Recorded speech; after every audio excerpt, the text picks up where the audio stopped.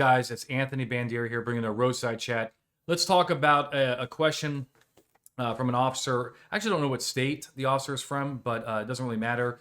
The question has to do with towing vehicles after a person commits a crime. So the officer says, look, what is the case law regarding when an officer can tow a vehicle that was used in the commission of a crime? Example, officers take a shoplifting call and are able to ID the vehicle that the suspect drove away from the scene. Officers locate the vehicle, but not the driver. Now, the officers want to tow the vehicle because it was used in the commission of a crime. Again, it was used in shoplifting. And the investigating officer, though, is not planning to write a search warrant.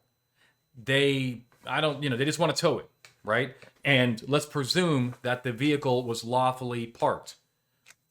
Is this lawful? Well, we can absolutely tow a vehicle if it has evidentiary value, right? There are many, many cases on this. One is a case called United States versus Taylor, and it says that a vehicle may be impounded if it's known or believed to have been used in the commission of a crime and has evidentiary value. However, in a case called United States versus Maple, they clarify that simply using the vehicle in the commission of a crime doesn't automatically establish that it's evidentiary value, right? That it has evidentiary value. So let's look at this, right? In and of itself, is shoplifting in that car, is there evidentiary value in the vehicle? Probably not, right? I mean, especially if you're not going to try to search that vehicle with either the motor vehicle exception or you're going to get paper on it. If you're not even going to do that, then that just proves that even the officer doesn't believe that the vehicle has any evidentiary value. So why would we be towing it? It seems to me that the officer is probably trying to penalize the shoplifter, right, for committing that crime. That to me is because as a former police officer, that to me seems to be like what they're really going after. It's like, okay, you shoplifted, you're not around for me to actually arrest you and so forth. You left your car in a parking lot. It's lawfully parked. There's nothing else going on with it, but I'm going to tow it to kind of teach you a lesson because now I can't find you. That may be what's going on here, right? And if that's the truth, that's not a good reason to tow, right? Police don't punish. We enforce the law and we let the courts punish. So the next thing I would have to say is, what does your policy say here? Does your policy actually say that if you have a vehicle used in some kind of shoplifting, even though it has no evidentiary value, that you're going to tow it anyway even though it's lawfully parked? Probably not, right?